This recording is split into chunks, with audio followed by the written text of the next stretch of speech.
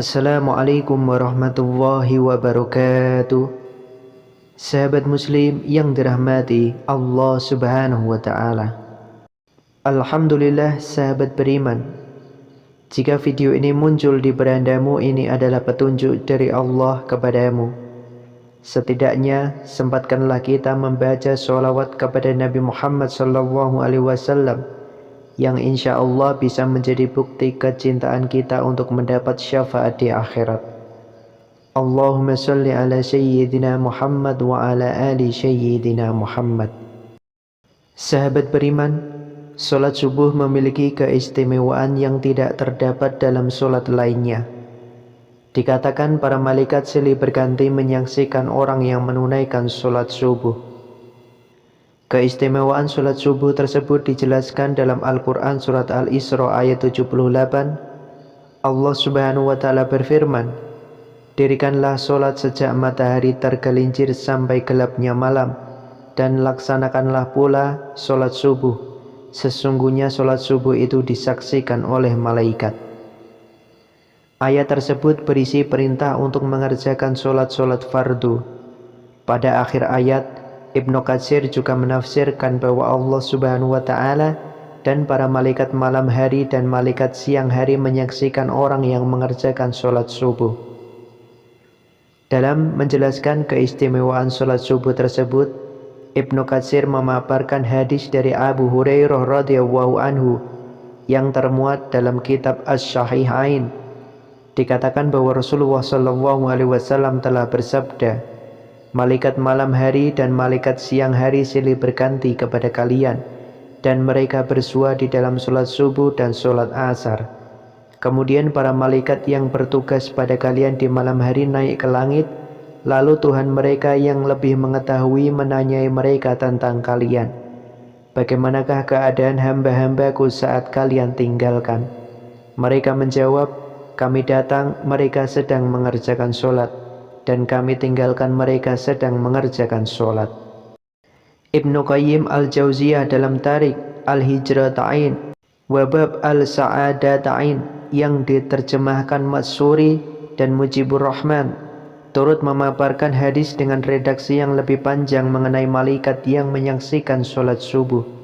Hadis ini diriwayatkan dari Al-Laits bin Sa'd yang mengatakan dari Ziyadah bin Muhammad bin Ka'b Al-Qursi, dari Fadalah bin Ubaid Al-Ashari, dari Abu Ad-Darda, dari Rasulullah SAW yang bersabda, "Sesungguhnya Allah turun dalam 3 jam dalam satu malam. Pada jam pertama dia memulainya dengan berzikir tanpa dilihat siapapun, untuk menghapus dan menetapkan. Lalu turunlah pada jam kedua ke surga Aden, yang merupakan rumahnya yang tidak dapat dilihat oleh mata dan belum pernah terbersit dalam benak manusia. Ini merupakan tempat yang tidak dihuni siapapun dari anak cucu Adam, kecuali 3 orang, yaitu para nabi, asy-syirikin, dan para syuhada. Lalu berfirman, berbahagialah orang yang memasukinya." Kemudian turun pada jam ketiga di langit dunia dengan ruhnya dan malaikatnya dan berfirman, "Bangunlah dengan keagunganku." Lalu dia menghampiri hamba-hambanya seraya berfirman, "Apakah ada orang yang memohon ampun sehingga aku mengampuninya?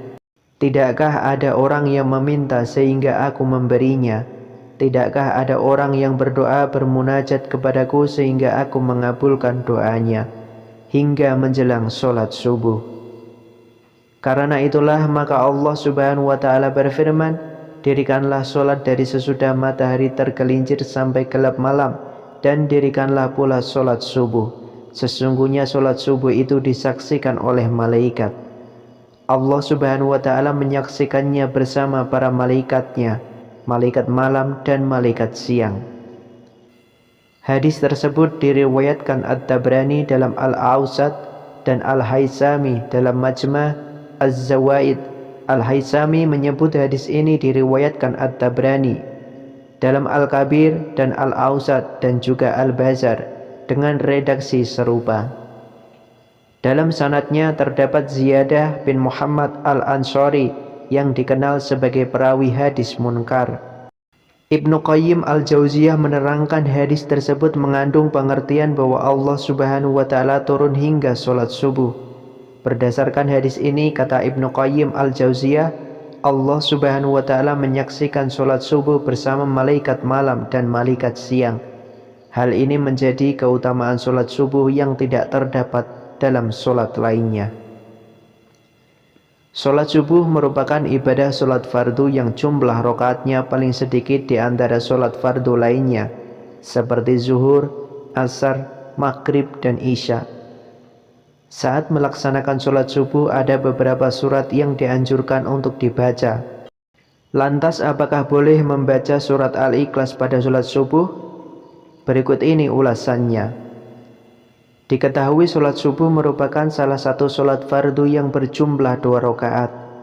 Sholat subuh mempunyai keutamaan yang besar. Adapun salah satu keutamaannya yaitu para malaikat akan menyaksikan seorang muslim yang melaksanakan sholat subuh sebagaimana tertuang dalam Al-Quran surat Al-Isra ayat 78 yang berbunyi, dirikanlah sholat dari sesudah matahari tergelincir sampai gelap malam, dan dirikanlah pula sholat subuh. Sesungguhnya sholat subuh itu disaksikan malaikat. Quran surat Al-Isra ayat 78. Saat melaksanakan sholat subuh ada sejumlah surat dari Al-Quran yang dianjurkan untuk dibaca oleh umat muslim. Nah, yang menjadi pertanyaan, apakah boleh membaca surat Al-Ikhlas pada sholat subuh? Untuk lebih jelasnya simak ulasannya berikut ini. Penting untuk diketahui bahwa saat melaksanakan sholat subuh, bacaan surat-surat pendek seperti surat Al-Ikhlas, An-Nas, Al-Falaq atau surat-surat pendek lainnya tak dianjurkan dibaca baik pada rakaat pertama maupun rakaat kedua sholat subuh.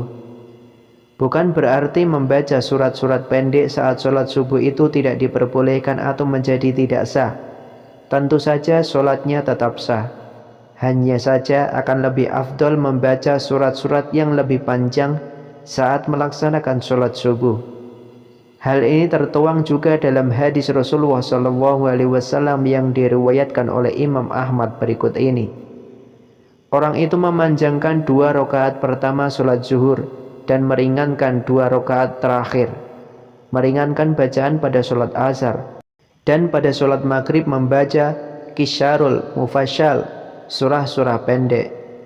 Pada sholat isya membaca Wasatul Mufasyal, surah yang panjangnya pertengahan.